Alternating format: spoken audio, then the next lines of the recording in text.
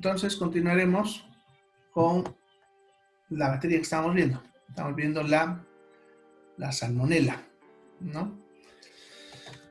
Bien, la salmonela, les había mencionado en la anterior clase, que es una bacteria que vive en el intestino de algunos animales, como lo que son las aves, ¿no? Principalmente el pollo, ¿no? La gallina, que le decimos, ¿ya?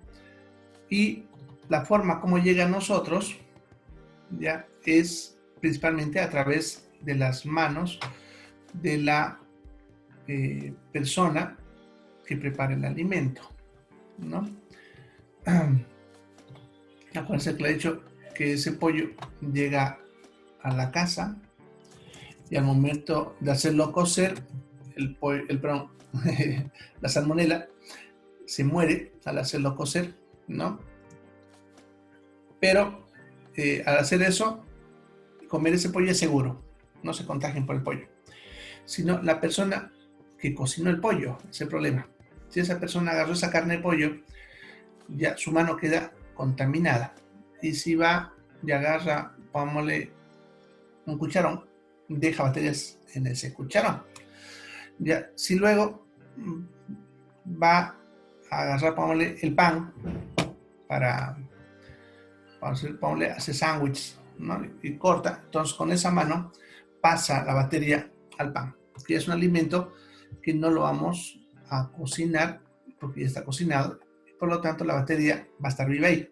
Al momento de comerlo, nos va a introducir la bacteria, ¿ya? Entonces,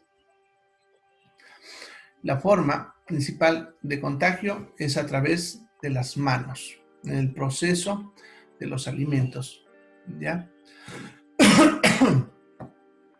Pero también puede ser con otros vectores, como las moscas principalmente, pero también los chulupis u otro insecto que se apoye en una superficie contaminada, como el pollo o el cucharón que mencionaba hace ratito, y de ahí se vaya y toque un alimento que ya está listo para consumir, ¿no? De esa manera también se puede mover la bacteria, ¿ya?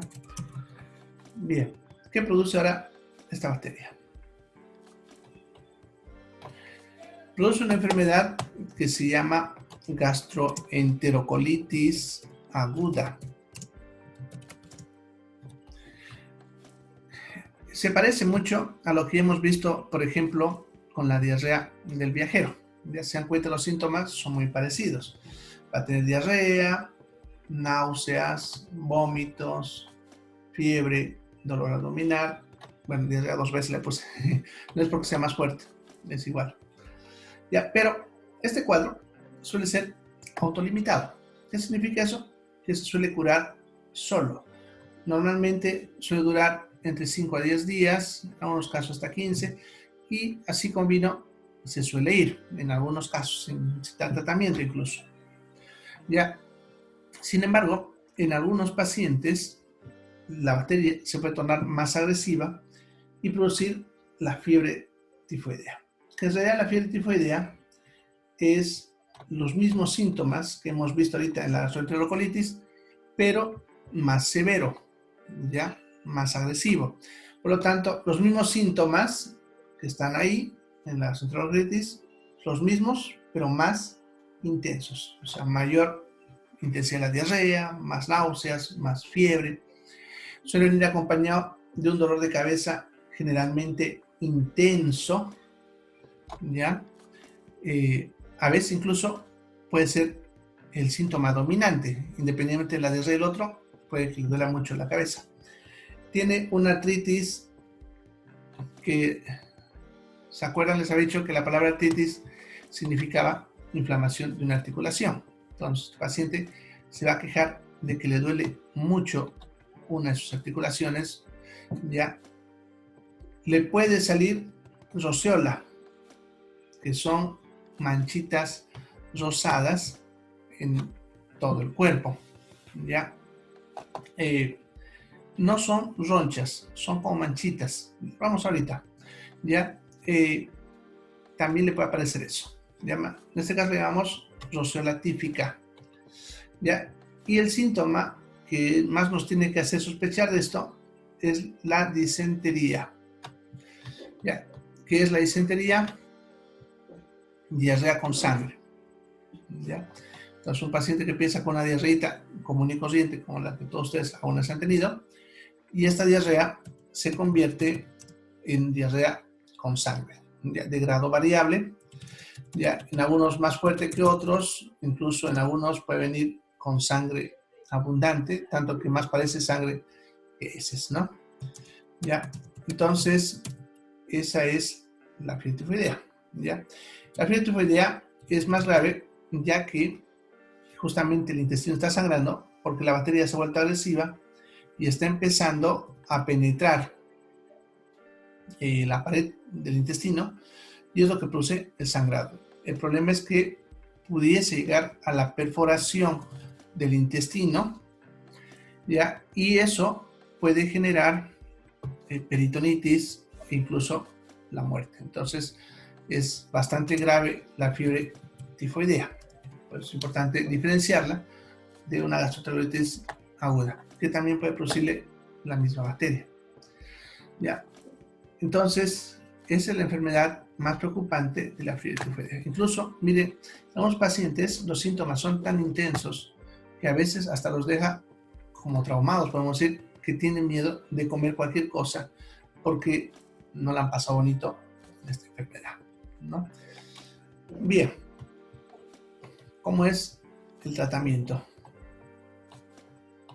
Para el tratamiento podemos usar cotrimoxazol, que es el que más se suele usar principalmente en niños, es el famoso Bactrim, Bacterol, Bactifren, ¿ya?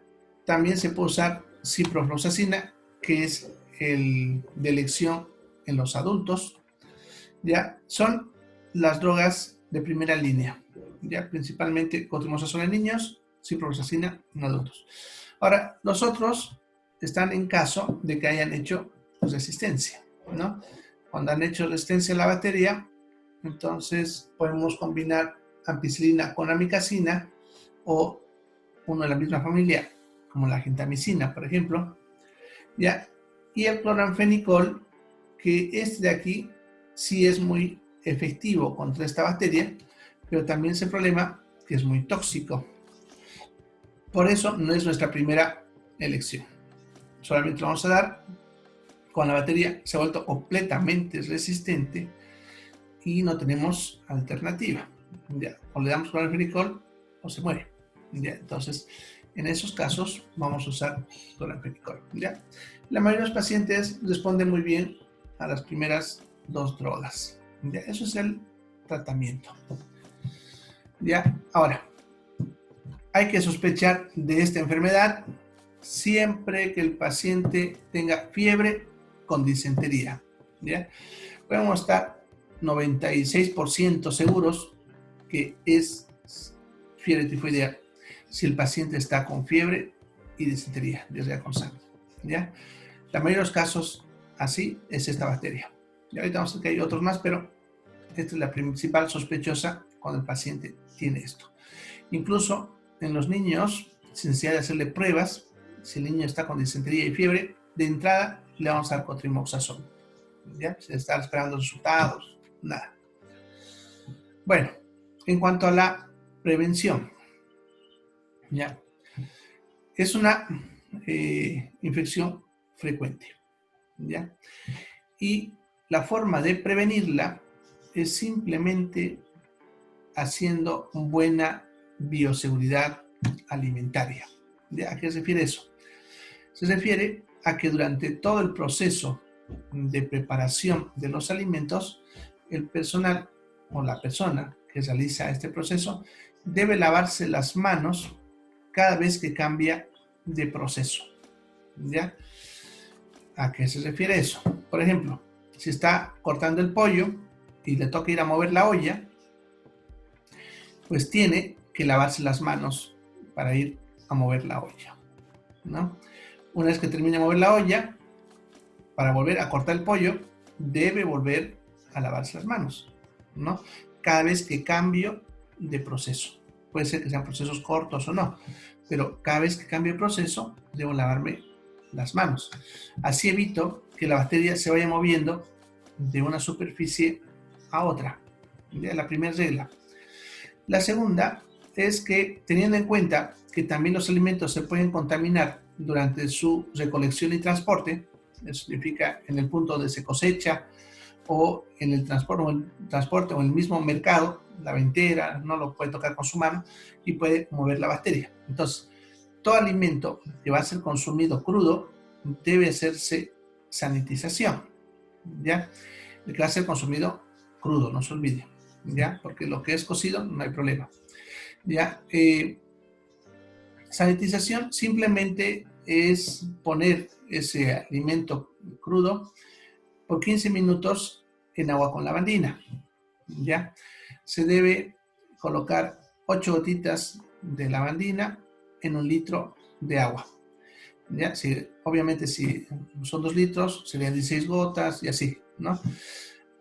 Y dejo ahí el alimento que traje del mercado por 15 minutos. De ahí lo puedo sacar, procesar, guardar, lo que ustedes quieran, ¿no? Por ejemplo, si ustedes han comprado unos, pongámosle, 2 kilos de tomate, pero van a usar solamente una cuarta parte de eso, igual los 2 kilos, pónganlos en una fuente y hagan lo que les acabo de decir. De ahí lo enjuagan unas 2 veces, lo que usa, lo empiezan a usar y el resto lo pueden guardar. Como ya está desinfectado, entonces ya va a ser más fácil para la siguiente. Y todo lo que va a ser consumido crudo. Eso está claro, porque normalmente lo que suelen hacer a veces es solamente a la lechuga, ¿ya? Y se olvidan de la espinaca, de la naranja, el tomate, el plátano, la manzana y todo lo demás que ustedes comen crudo, ¿ya? Entonces, todos estos alimentos hay que hacerle la sanitización. Si no tienen lavandina, pueden usar tintura de yodo. En ese caso son 10 gotas por litro, ¿ya? De esa manera disminuimos la probabilidad de contagio, ¿ya? Ahora, ¿por qué les digo que todos los alimentos? Porque lastimosamente, y por culpa de algunos colegas también míos, les suelen echar la culpa a la lechuga y a la frutilla, ¿ya? Entonces hay gente traumada. Yo tengo pacientes, y de repente ustedes conocen también a alguno, que nunca quieren tocar la lechuga. No quieren comer la lechuga, no quieren comer la frutilla. Ah, no, pero se comen su manzana o su tomate, ¿no? Sin miedo, siendo que el riesgo es el mismo, porque igual que el tomate, la lechuga, alguien lo tocó en el proceso de recolección y transporte y pudo haberse contaminado. No es solamente ni la lechuga ni la frutilla, ¿ya? ¿Sí? Que no le estén echando la culpa a las pobres dos, fruta y vegetal, ¿no? Cualquier alimento crudo puede traerte esta bacteria, ¿ya? Y por lo tanto hay que procesarlo. No es específicamente la lechuga y la frutilla, sino cualquiera, ¿ya?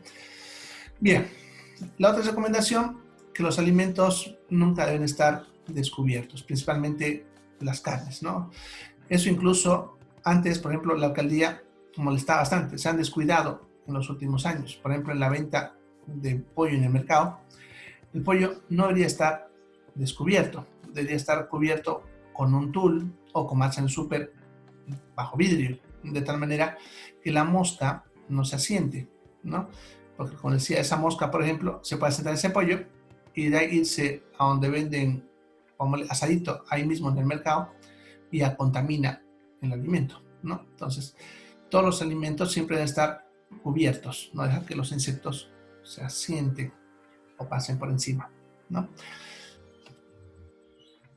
Bueno, vamos a ver entonces la Shigella. Esta bacteria es muy parecida a la anterior, pero es más agresiva, pero es también más rara. La Shigella es una bacteria que no se conoce muy bien su hábitat. En otras palabras, no se sabe bien dónde vive. Sin embargo, se le ha encontrado en los intestinos de algunos animales, como las vacas, pero no es una bacteria que se encuentra frecuentemente ahí. Por lo tanto, no podemos decir que es una bacteria normal del intestino de las vacas, pero sí se los ha encontrado ahí. Ya, por lo tanto, no se sabe también con precisión cómo llega a nosotros. Sin embargo, las sospechas están bajo el mismo proceso, parecido a lo que hablamos del pollo, en este caso de la vaca. Es más raro porque normalmente como el intestino de la vaca es más grueso, es más fácil procesarlo, entonces más difícil que se rompa y contamine la carne, pero sí pudiese llegar a pasar. Ahora, cuando llega a la casa, ya la forma como nos contagia a nosotros es lo mismo que hablamos para salmonela. En otras palabras, también el alimento llega contaminado, pero el culpable es la mano de quien prepara. ¿Ya? Bueno, y los vectores. Lo mismo que les expliqué, para la salmonela la aplicamos a la Shigella. ¿Ya? Bien, ¿qué nos produce? Y miren, el cuadro también es muy parecido. ¿Ya? También es una gastroenterocolitis aguda, con diarrea, náuseas, vómitos, fiebre, dolor abdominal, diarrea y con disentería. Podemos decir que se parece a una fiebre tifoidea, pero leve, con menos síntomas, no hay dolor de cabeza, no hay dolor articular, etc. Pero hay disentería. Por lo tanto, todo paciente que tenga fiebre con disentería, ya saben, el primer sospechoso, la salmonela, y el segundo, la Shigella. Suele ser, como están viendo, autolimitada. ¿Ya qué significa eso? Que se cura sola. Ya que se cura sola. Ya, en la mayoría de los casos. En algunos, de repente necesitamos tratamiento, ¿no? Ahora, y lo interesante de esto es que el tratamiento es exactamente el mismo, ¿ya? Ahora, por lo tanto, muchas veces no se llega a saber si fue salmonela o fue Shigella, porque como la sintomatología es la misma, se lo toma como si fuese salmonela, le damos este tratamiento y va a curar, ¿ya? Como no en todos los pacientes se les manda a hacer estudios para ver cuál de los dos es, entonces muchas veces no se diagnostica y son confundidos con salmonelosis, ¿ya? Muchas veces pasa eso, ¿ya? De todas maneras, como el tratamiento es el mismo, se dan cuenta, no importa mucho si se confunde, porque al final de cuentas va a curar con el mismo tratamiento, ¿ya? Ahora, en ambos casos, como son diarreas, no se olviden que el paciente debe mantenerse una buena hidratación, ¿ya? Eso significa que a estos pacientes hay que rehidratarlos constantemente, porque la diarrea de repente no lo va a matar, pero la deshidratación sí, ¿ya? Menos en los niños pequeños y en los ancianos, ¿no? Entonces hay que tener en cuenta ese aspecto. Bien, eso entonces sería la Shigella. No hay mucho que hablar, porque como les digo, es parecida a la salmonela.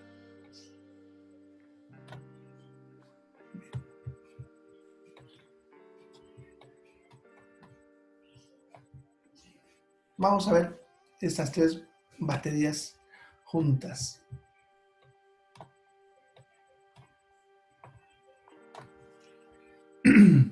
Vamos a ver juntas porque las tres son muy parecidas en cuanto a dónde viven, síntomas, etc. Así que no hay por qué hablarlos por separado. Son la Klebsiella pneumoniae, Serratia marcescens y Proteus mirabilis. Estas tres bacterias son bacterias que viven en nuestro intestino. Igual que la Escherichia coli que hablamos el otro día, viven también ahí en nuestro intestino. Normalmente ahí no causan ningún problema. Está todo bien mientras estén en el intestino, ¿ya?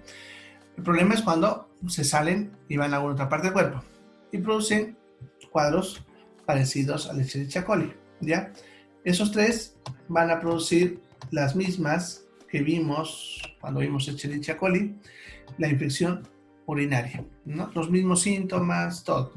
Entonces, en un paciente, cuando tiene síntomas de infección urinaria, que se acuerdan que es por la curia, tenesmo vesical, etc., ¿ya? El primer sospechoso es Escherichia coli. Y en segundo lugar, estos de acá, en el mismo orden que les puse, ¿ya? La Klebsiella pneumoniae primero, luego la Serratia y por último el Proteus, ¿ya? Entonces, son las 4 bacterias que más producen infecciones urinarias. Y ya como les salió el otro día, principalmente en niñas, ¿no? En sexo femenino. Otra enfermedad que produce son las conjuntivitis. ¿Ya? Y aquí aclarar, que eso me había olvidado mencionar cuando hablé de Escherichia coli, que las conjuntivitis producidas por estas bacterias no es la conjuntivitis epidémica, ¿ya? Que los que han hecho su tarea deberían saber cuál es la conjuntivitis epidémica, ¿no? Bueno, ya vamos a ver si lo hicieron bien, ¿ya? La conjuntivitis en este caso no es la que pasa de persona a persona por contagio, ¿ya? Es una conjuntivitis que en realidad se la produjo el mismo paciente. Un paciente va al baño, sale, no se lava las manos, se agarra la cara, los ojos, se lava la cara, por ejemplo, ¿no? Y ahí deja las bacterias en el ojo, ¿ya? Y le va a dar la conjuntivitis, que yo creo que todos ustedes conocen cómo son síntomas, ¿no? El ojo se pone rojo y lagañento. Esa es una conjuntivitis. Bueno, entonces, como les mencionaba, ya esta conjuntivitis no es la conjuntivitis epidémica, por lo tanto no es la que se va a contagiar de persona a persona, ¿ya? Sin embargo, se debe a un mal aseo de las manos de la misma persona generalmente, ¿ya? Bien, el tratamiento de esta conjuntivitis es con gentamicina en colirio, ¿ya? Se usa ese producto. También puede usar toramicina, ¿ya? O cloranfenicol, que vienen en colirio, cualquiera de ellos. Funcionan muy bien. Luego, también pueden producir infecciones intrahospitalarias. Y estas son las principales productoras de infecciones intrahospitalarias. Incluso la primera, de ahí su nombre, Klebsiella pneumoniae, ya que es una bacteria que suele producir neumonías.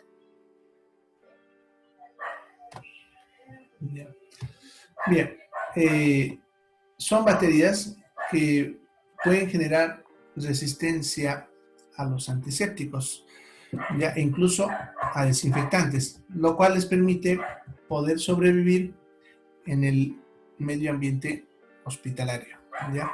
Ahora, la principal causa de que esta bacteria esté circulando en un ambiente hospitalario se debe a que el personal de salud que trabaja en la institución no se está lavando las manos, ¿ya? Entonces, cuando nosotros determinamos que ha habido una infección hospitalaria y hacemos cultivos para tratar de determinar a la gente y nos sale alguno de estos, sabemos que es porque alguien no se ha estado lavando las manos. Entonces vamos a empezar a molestar al personal de salud para que se cumpla con esta norma, ¿no? Bien, como digo, principalmente producen neumonías, pero también pueden producir contaminación de heridas quirúrgicas, ¿no? Que se infecten las heridas, les salga pus, etc. Ya, hace unos añitos, deben ser unos 6, 7 años, la Klebsiella pneumoniae fue responsable de que en la maternidad Percibola, en la sala de terapia intensiva, mueran 8 recién nacidos por culpa de esta bacteria, ¿ya?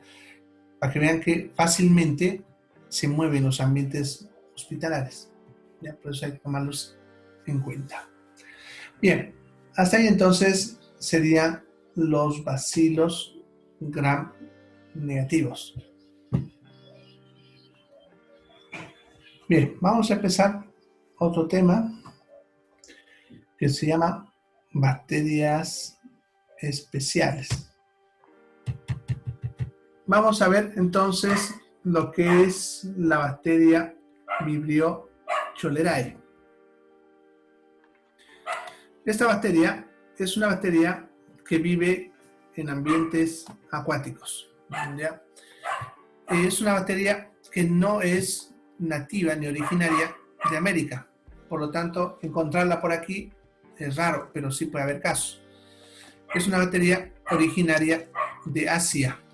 Ya se encuentra normalmente en Asia y ahí es frecuente encontrarlo en países como Tailandia, Vietnam, etc. ¿Ya? Ahora, sin embargo, pudiese aparecer en cualquier parte del planeta, ya, cuando hay descuido de los servicios sanitarios, ¿ya? Entonces, eso para que lo tengan en cuenta, ¿ya? Los servicios sanitarios.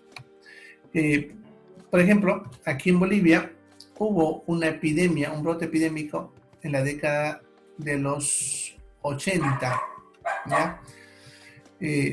Ingresó por Perú y afectó La Paz, Cochabamba, Santa Cruz, y la zona más afectada fue la zona Valle Grande, ¿ya? Entró acá, ¿ya? Justamente en esa época porque había crisis económica y hubo un descuido de los servicios sanitarios, ¿ya? Ahora, esta bacteria va a llegar a nosotros al consumir alimentos contaminados o agua contaminada. También, igual que la salmonela, a través de las manos. Sin embargo, en este caso es más frecuente al consumir ya sea el agua contaminada o alimentos que hayan entrado con agua contaminada, principalmente el pescado, ¿no? Ya, y aquí justamente fue lo que más movió al cólera en la época de la epidemia, la década de los 80, ¿no? El pescado ya fue lo que generó. Ya, de vez en cuando aparecen todavía uno por aquí casos, pero ya no brotes. Ahora, esta enfermedad, pero la enfermedad que produce el virus es el cólera, es una enfermedad. Esta enfermedad va a venir con náuseas, vómitos, dolor abdominal y diarrea. Hasta ahí se puede confundir con lo que ya hemos visto, con la salmonela, la shigella, la Escherichia coli, etc. Sin embargo, lo que lo va a hacer característico a este es la diarrea, que es blanca como el agua de arroz, ya como mencioné ahí.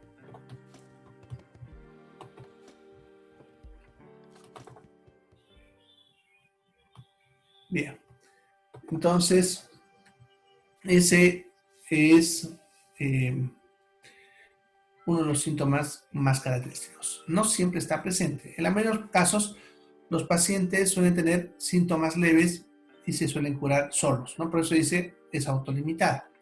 Pero en algunos casos suele venir una diarrea bastante intensa, severa, y que tiene como característica que es de color blanco. Bueno, no sé si alguna vez han tenido diarrea, saben, siempre es amarillo-verde, nunca es blanca. Ya, ahora, ¿por qué esta diarrea es blanca? Ya, esta bacteria, a diferencia de otras bacterias, no infecta realmente. ¿Ya? Está en un grupo de enfermedades que se les llama toxicoinfecciones, ya que en sí la bacteria no llega a infectarnos. Entra al intestino, pero no invade, porque cuando hablamos de proceso infeccioso, ¿se acuerdan? La bacteria tiene que ingresar por una puerta de entrada, ir a los tejidos, sangre, etc. Esta no hace nada de eso, se queda ahí en el intestino.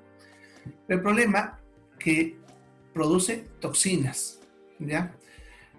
Entonces, fíjense, tenemos dos componentes que no encajan con otro tipo de enfermedades. Por ejemplo, cuando hablamos de intoxicaciones, la bacteria estaba muerta, ¿ya? En este caso, la bacteria está viva y está produciendo toxina. Por eso es un grupo que le llamamos toxicoinfecciones, ¿ya? Entonces, esta bacteria produce una toxina que lo que hace esta toxina es hacer que el intestino empiece a botar líquido linfático, ¿ya? El líquido linfático es blanco. Entonces, perdemos líquido linfático y, en otras palabras, agua, ¿ya? Lo cual lo hace más peligroso, porque normalmente en una diarrea nos deshidratamos porque no recuperamos el agua que hemos invertido en el proceso digestivo, desde la saliva, la producción de jugo gástrico, etc.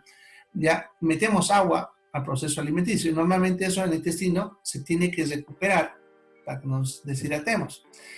Ya eso ocurre en cualquier diarrea. En esta diarrea, miren, no solamente pasa eso, sino además el intestino bota líquido linfático, como si estuviese sudando por dentro. Por lo tanto, esta diarrea suele ser continua. ¿Qué significa eso? Que el paciente, una vez que se sienta a la taza del baño, no se levanta hasta que cura o muere. ¿Ya? Es así. O sea, no para. Una vez que empieza, sale y sale y sale y sale y sale y sale. Bueno, no sé si alguno de ustedes ha vivido esa época, que yo la vi, ¿ya? Pero es así, la diarrea, ¿ya? Entonces, cualquier persona con diarrea blanca, como el agua de arroz, hay que sospechar de cólera, ¿ya? Bien, el tratamiento es sencillo. Se da doxiciclina dosis única, una cápsula de la doxiciclina que viene de 100, una sola, y ya con eso matamos a la bacteria que está en el intestino. Sin embargo, la enfermedad todavía va a seguir unos días, ya que acuérdense que se debe también a la toxina. Entonces, el cuerpo va a ir botando la toxina y por lo tanto va a ir disminuyendo de a poco. Mientras tanto, al paciente hay que mantenerlo vivo y para eso hay que darle una buena hidratación, por donde se pueda, vía oral, sueros, etc. ¿Ya? En casos severos incluso, se le pone un suero en cada brazo, ¿ya? Y le metemos los dos a chorro. ¿Ya? Los pacientes cuando están en este punto, se les ponen unas camillas, que se les llama camillas metabólicas. En realidad son unas camillas con un agujerito abajo para que el paciente que está echado ahí defeque directamente sin ir al baño. Abajo se pone un balde, un recipiente y se está midiendo cada hora cuánto defecó, ¿ya? De tal manera que en la siguiente hora se le va a poner esa misma cantidad en sueros o en líquidos, ¿no? Eso para mantenerlo equilibrado al paciente hasta que va, como les digo, recuperando. Bien, ese es el famoso cólera. Vamos a ver la bacteria llamada Treponema pallidum. El Treponema pallidum es la bacteria que produce la sífilis. Ya, la sífilis es una enfermedad de transmisión sexual. Ya, se transmite por contacto sexual.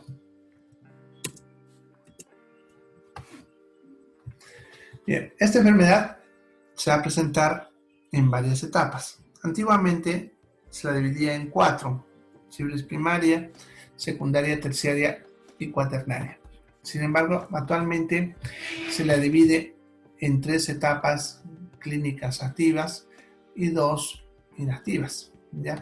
Que se llama latentes. ¿Ya? Vamos a ir viendo cada etapa, ¿ya? La primera etapa es la sífilis primaria. ¿Ya? La sífilis primaria es del momento de que el paciente se contagia, entre 5 a 10 días después aparece una lesión que se llama chancro duro. Ya, ahorita les voy a mostrar cómo es, porque eso tienen que verlo en la imagen. Esta etapa, o este chancro duro, se caracteriza porque el paciente va a presentar una úlcera, como dice ahí, única. Eso significa una sola. Y eso es importante para no confundir con otras enfermedades parecidas, ¿ya? Hay enfermedades como el chancro blando, linfogranuloma venéreo, herpes, que se pueden confundir con esta enfermedad, ¿ya? Por lo tanto, es importante ver cuáles son las características de esta enfermedad, ¿ya? Entonces, una úlcera única de una forma redonda, podemos decir que es casi como se haya dibujado con compás, porque no tiene irregularidades ni entradas, nada así. Su borde característicamente está elevado y cuando uno toca ese borde lo siente duro, como si fuese un anillo de goma debajo de la piel, y de ahí el nombre incluso, chancro duro. La palabra chancro, por si acaso, es sinónimo de goma. Por eso van a encontrar de repente en algunos textos que no le llaman chancro duro, le llaman goma sifilítico, ¿ya? Bien, otra característica es que cuando examinamos esta úlcera, agarramos una gasita o un hisopo y frotamos sobre la úlcera. Esta úlcera es indolora, no duele, lo cual lo diferencia de otras y no sangra, ¿ya? Al frotarlo no va a producir sangrado, ¿ya? Aparece en la zona de contacto, ¿no? Significa, si la persona que contagió lo tenía en sección genital y hubo sexo genital, entonces va a ser en la zona genital. Si hubo sexo anal, puede contagiarse en la zona anal, o si hubo sexo oral, en la boca. ¿Ya? O sea, en el punto de contacto es donde aparece la lesión. ¿Ya? Bien, ahora les voy a mostrar cómo es el chancro duro, ¿ya? Para que lo conozcan. Una vez que uno lo ve, nunca más se olvida y no es difícil diferenciarlo de otras enfermedades. Voy a mostrar, como siempre, de internet para que lo vean mejor. Y no se olviden que en internet no todo es lo que dice. Así que vamos a ir diferenciando algunas cosas, ¿no? Por ejemplo, acá, en esta imagen, ¿ya? Incluso aquí nos están haciendo la comparación entre lo que es la sífilis y el chancro blando. ¿Ya? Bien, entonces, como pueden ver, es esto. Generalmente mide entre medio a 1 centímetro. Si es más grande que eso, puede que no sea esto, a menos que sea en la boca, donde suele ser de mayor tamaño. Ya, fíjense, es casi redondo, no tiene entradas y salidas, cosa que, por ejemplo, en otras como este, tiene esas irregularidades en su borde. ¿Ya?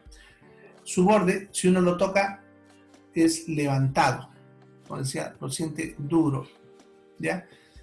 Bien, eso sería ese. Aquí tenemos otro.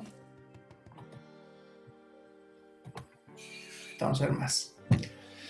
Bien, ese, por ejemplo, es también un chancro duro.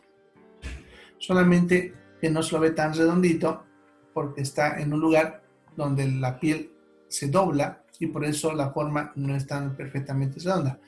Ya ese que ven, ahí miren, pero por lo menos una parte se ve esa redondez y si ustedes consiguen verlo bien, el borde está levantadito. ¿Ya? Les digo, esto yo lo pongo así de internet para que también ustedes, si ustedes quieren, entran ahí al Google, ponen chancro duro y les va a aparecer lo mismo que yo estoy mostrando. Ya. A ver. Este pudiese ser. Es dudoso porque no está tan regular, pero sí pudiese ser. Al tocarlo de repente sentiríamos lo que les mencioné, o al frotarlo que no sangre y no duela. Pero este, mire, es una imagen típica de lo que es la sífilis. ¿Ya? Una úlcera, como ven, miren, con sus bordes bien regulares, casi perfecto, ¿no? Los bordes no ven ninguna entrada ni salida, ¿ya? Está un poco ovalada, porque no siempre son redondas perfectas, ¿ya? Y se ve el borde claramente elevado, no está plano, ¿ya?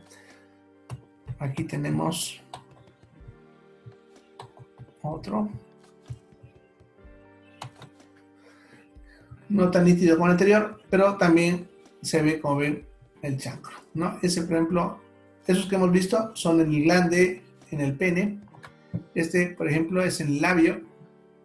¿Ya? Este sí es, el que están viendo la imagen, ¿no? Redondito y todo. ¿Ya? Este no es, porque también todo a veces con la internet le pone. ¿Por qué decimos que este no es? Lo primero que decía, fíjense en lo que les puse, es que son úlceras únicas. Nunca hay dos, solamente hay una. Además que si ven sus bordes no son regulares, ¿ya? Así que no todo lo que vemos ahí es chancro. Bueno, aquí nos muestran, podemos ir un dibujito indicándonos cómo es, más o menos, ¿ya? Entonces sería esa lesión, ¿ya? Obviamente tiene que estar en la región genital, ¿no? O sus alrededores, ¿ya? A ver si, este es uno clásico en la lengua, ya eso, años ya tiene ahí de ese caso famoso de sífilis en la lengua. Ya, generalmente nosotros vamos a ver en la región genital. Ya, este, por ejemplo, porque todo lo que hemos visto ha sido en sexo masculino, ¿no? Este es en sexo femenino, ¿no? Como ven, está en uno de los labios menores, lo han puesto incluso ahí con un círculo rojito, está ahí la úlcera, ¿ya? Ahora, como no es dolorosa, ya, en algunas personas puede que no se den cuenta que están en ese momento con la lesión, ¿ya? Todo depende de su localización. En la mayoría de los casos, las personas al asearse en el baño, en la ducha, se dan cuenta de la úlcera. Sin embargo, en el caso del hombre, cuando está en la base del pene, entre el pene y los testículos, puede que en ese punto no se dé cuenta que lo tiene. Y en el caso de la mujer, cuando está dentro de la vagina, ya puede que ella tampoco se entere que tuvo esto. Ya, ahora, esta lesión dura unos 5 a 21 días y solito desaparece. Pero no es que la enfermedad haya curado, simplemente está pasando otra etapa. ¿Ya? En otras palabras, esa lesión va a desaparecer, pero el paciente sigue enfermo con sífilis. ¿Ya? Bien. Entonces, una vez que desaparece esa lesión, vamos a entrar a otra fase que se llama la fase latente temprana. Es un periodo asintomático, o sea, es un tiempo en el cual el paciente no va a presentar ningún síntoma, pero está con la enfermedad, ¿ya? Puede ya contagiarla, la enfermedad, pero él no se va a enterar que la tiene. ¿Ya? Luego aparece la sífilis secundaria. La sífilis secundaria ya se va a caracterizar porque el paciente presenta ahora múltiples chancros, o sea, lo mismo que vimos al principio, pero ya uno, sino varios, en la misma región donde empezó todo. Obviamente ahí, quien no se da cuenta, ¿no? Se va a llenar de los mismos que hemos visto, varios en la región afectada. También le aparece al mismo tiempo la roseola ciblítica, que son manchitas rosadas que aparecen también en todo el cuerpo. Y aquí se puede confundir hasta con una alergia. La clave para diferenciar con una alergia u otra enfermedad parecida es que esta aparece en las palmas de las manos y las plantas de los pies. ¿Ya? Entonces vamos a ver. Bien, esta es la imagen típica de eso. ¿Ya? Le aparece, miren, unas manchas rosaditas en la piel. Aquí hay una imagen ampliada. Y esto, una imagen, a ver, vamos a ampliar para que lo vean mejor.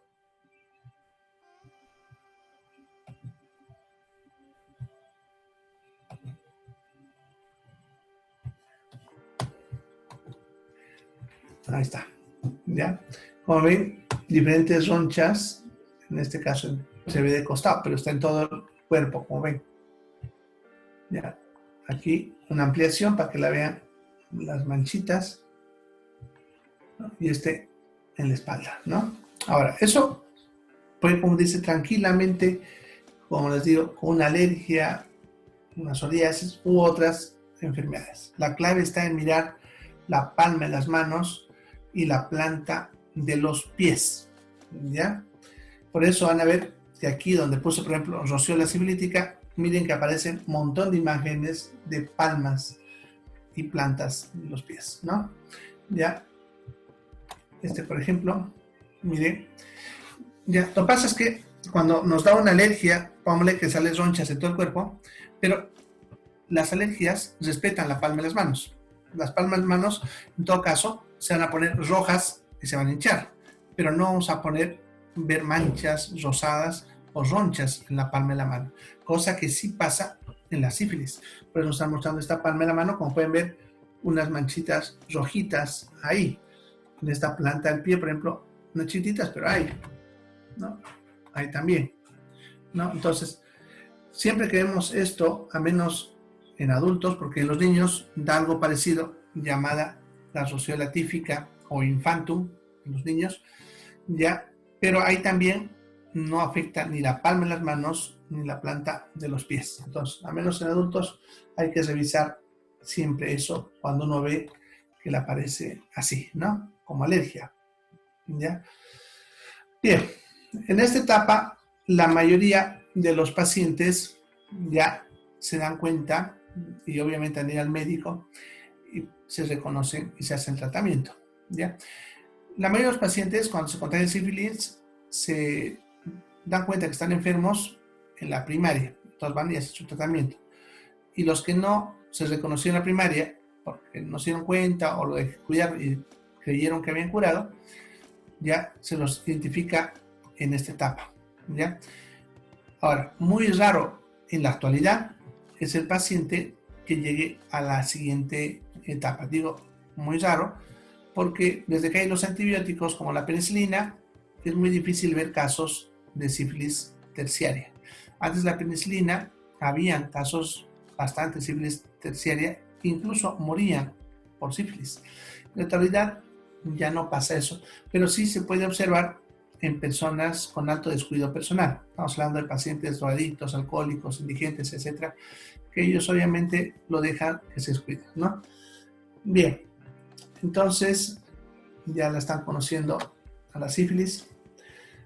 Ya, luego entramos en una fase latente, que es un periodo otra vez asintomático, donde el paciente también pareciese que haya curado, o sea, desaparece lo que hemos visto ahorita, esas ronchas y todo desaparece, pero no es que haya curado, simplemente que ya pasó a otra etapa. Ahora, la bacteria va a empezar a atacar a los órganos, ¿ya? Y el paciente va a empezar a tener diferentes tipos de síntomas dependiendo del órgano atacado. Puede atacar articulaciones, entonces le va a dar artritis, ¿no? El paciente va a estar todo el tiempo con su inflamación articular, con dolor, etc. Puede que le dé osteoitis, que es cuando afecta a los huesos, y también dolores de huesos todo el tiempo. Ya, esto no lo van a matar, pero sí lo van a hacer sufrir mucho. Los aneurismas es cuando la arteria se dilata. Ya, ahí les voy a mostrar imagen, una cosa de dibujitos, pero para que vean que es un aneurisma. Ya, un aneurisma es cuando la arteria se dilata, ¿sí? Como en este caso, por ejemplo. Ya, como ven, la arteria se estira, ¿no? Se puede estirar así de esta forma o así como un globito. El problema de esto es que, al igual que un globo, esto se sigue hinchando hasta que revienta.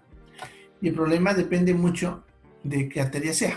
Si es una arteria pequeña de repente en una parte, no va a tener más problema que un hematoma o un chinchón, como decimos. Pero si, por ejemplo, es la aorta, que es la arteria principal del cuerpo, si esto pasa, se va a desangrar rápidamente y se muere. Es una de las causas de la muerte por sífilis, el aneurisma, y que termina reventando, ¿ya? Bien. Si es alérgico a la penicilina, le podemos dar eritromicina o acitromicina o levofloxacina incluso. ¿Ya? Hay alternativas, ¿ya? La principal es la penicilina, pero no es la única. Ahí mismo creo que les puse las otras, ¿ya? Bien, también puede tener problemas de isquemia coronaria, que eso es los famosos infartos cardíacos. Por el mismo motivo, la arteria se empieza a dilatar y a veces se obstruye. Ya puede haber destrucción de cartílagos y en este caso el paciente empieza a sufrir, además de problemas articulares, de deformaciones de las zonas donde hay cartílagos. ¿Qué zonas tenemos cartílagos? La nariz, ¿no ve? La oreja. Entonces, cuando está destruyendo el cartílago, se empieza la nariz, por ejemplo, a aplanar, las orejas se deforman, ¿ya? Por el ataque al cartílago. Bueno, esto tampoco lo mata, pero le afecta la estética, ¿ya? Y pueden presentar neurosífilis, que es cuando ataca al sistema nervioso, pudiendo producir diferentes patologías, ¿no? Por ejemplo, si afecta el cerebro, puede producir psicosis sifilítica, que se enloquece. También puede producir algo que se llama tabes dorsal, en el cual el paciente pierde la sensibilidad por completo de las manos y los pies. Incluso le llamamos en signo de guante o de la media, porque solamente es esa área, ¿no?, la que pierde la sensibilidad. Puede empezar a tener problemas motores, respiratorios, e incluso eso llegar a producir la muerte. Ya, bien, entonces esos son los de la etapa terciaria. Sin embargo, como digo, es raro ver pacientes en esta etapa porque la mayoría es diagnosticado en la primaria o en la secundaria. Bien, En cuanto al tratamiento, como les decía anteriormente, las penicilinas, ya una dosis de penicilina benzatínica, lo que es el Terbosil de 1.200.000, 2.400.000, una dosis suficiente. Ya con eso, en la mayoría de los casos, va a curar.